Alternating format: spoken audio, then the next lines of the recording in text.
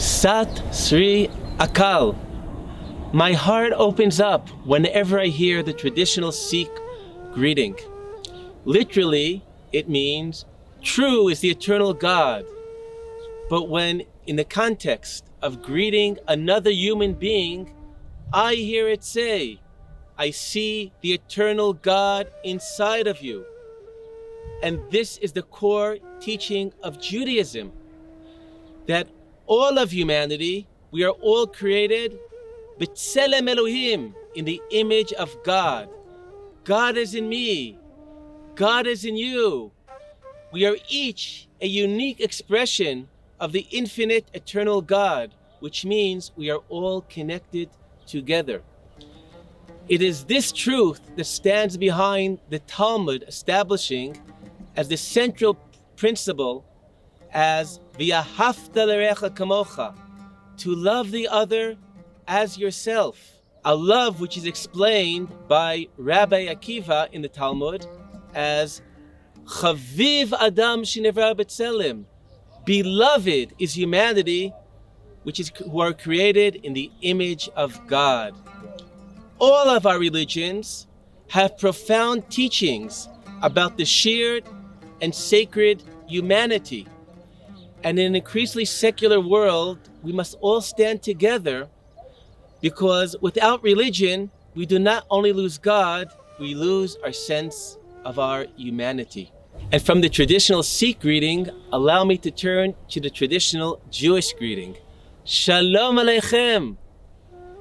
These words are often translated as peace be upon you. Allow me to share with you its deeper meaning. Shalom is one of the names of God.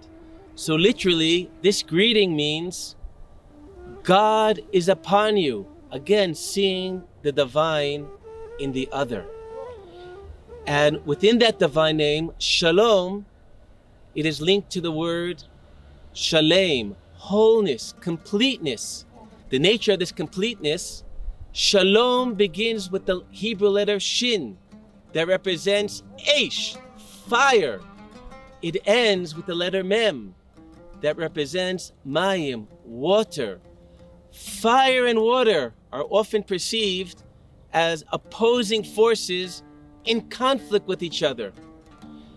The great challenge is to take these two forces, both from God, and integrate them together. This creates true shalom, true wholeness. The Talmud teaches that if at night you dream of a pot of boiling water, this is a dream about shalom, because the water and the fire do not oppose each other, but work together. I live in the holy city of Jerusalem, which includes inside of it the word shalom. It is such a tragedy that our holy city has become a site of conflict. We must return to the shalom, to a place that all the people of the holy city, Jews, Christians, Muslims, Israelis, Palestinians, all acknowledge that we are all connected to this holy place and build a future of shalom. There once was a yearly event called the Jerusalem Hug, where indeed Jews, Muslims, and Christians, Israelis and Palestinians, we would come together and create a human wall to hug the walls of the old city of Jerusalem, as you see, what you see here in the background, and say together, we want Jerusalem to connect us, bring us together, and not divide us. And I was deeply moved one year that a picture taken when I gave a hug to my holy soul brother, Sheikh Ibrahim, from the Mount of Olives, also here in the background. And that picture was chosen by Google as Picture of the Year in the category Searching to Make Sense, which gave me hope that this is the picture, this is the reality that the world wants to be seeing. Another event in our holy city that gives us hope for the future was several years ago to commemorate the end of the Ramadan. Jews, Christians, and Muslims, we came together in the old city of Jerusalem, and saying in 3 languages, Hebrew, English, Arabic, One Love of Bob Marley, to express our vision for our city. Our vision for Jerusalem is that which is already expressed in the book of prophets, that Jerusalem should have a house of prayer for all people, for all humanity. Another biblical vision that deeply touches my heart on a personal level is the vision of the prophet Zephaniah, that envisions the future of all of humanity calling together in the name of God and serving God one shoulder. This is very personal for me because 2 years ago, I hovered between life and death in a very serious brain hemorrhage. My wife began to turn toward my Jewish brothers and sisters, asking to pray for my survival. But my children turned to my wife and said, "Father would want you to turn to all the religions." And my wife reached out. It was an overwhelming response. And by the grace of God, the skill of my doctors, and the prayers of humanity, I am still here. And the second part of that verse, of serving God one shoulder, was illuminated to me in a joint Jewish-Muslim prayer in Jerusalem that another dear friend of mine, Imam Talib Sharif, after praying together, he gave me a massive hug. And when he hugged me, I felt his heart touching my heart, his face, my face, and our shoulders linked together. And finally I realized this is the one shoulder serving God the prophet has spoken about.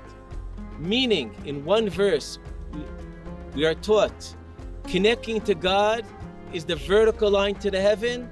Serving God is also that horizontal line to one another.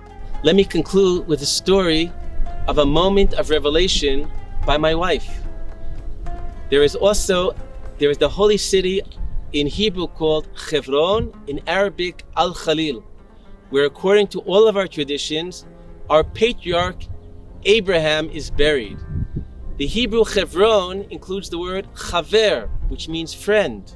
The Arabic Al-Khalil is the friend, referring to Abraham, friend of God. And yet another tragedy, the city has become yet another place of conflict. One day, my wife went to pray by the grave of our patriarch Abraham. She found herself all alone and thought this was a unique opportunity to pray alone with our holy fathers and mothers.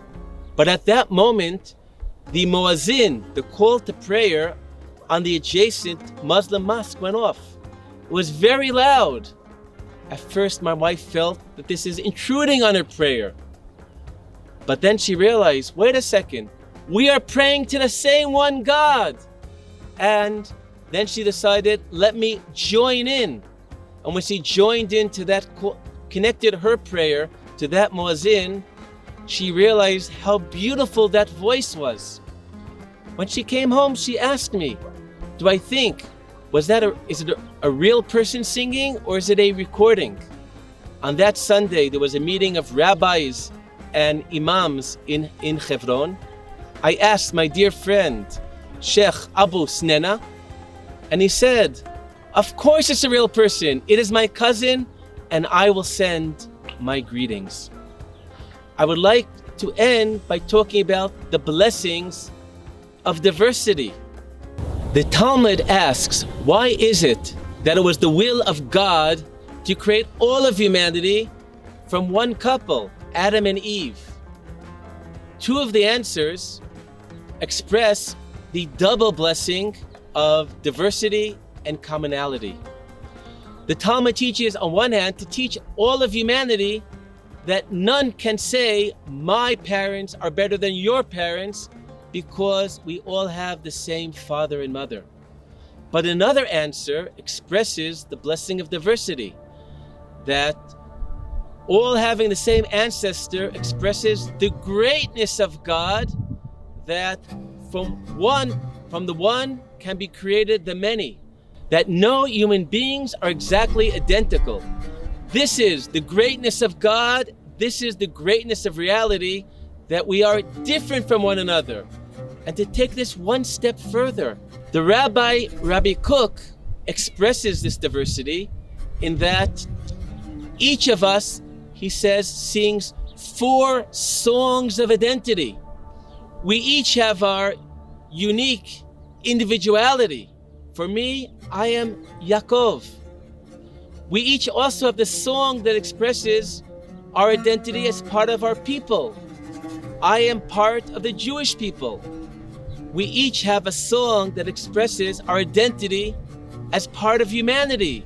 I am part of the song of humanity, and we each have our identity that expresses our being part of the cosmic whole. I am part of the song of the cosmic whole. And Rav Kook teaches that the broader circles do not eliminate the smaller circles. We must sing at the same time the song of our individuality, the song of our nation, the song of humanity, and the song of the cosmic whole. Let me end by blessing all of you who have come to be together.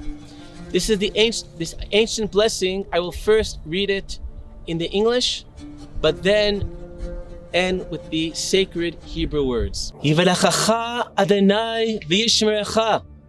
May God bless you and protect you. Ye'er Adonai panav elecha v'choneka. May God shine His face upon you and be gracious to you. Yisa Adonai panav elecha v'yasem lecha shalom.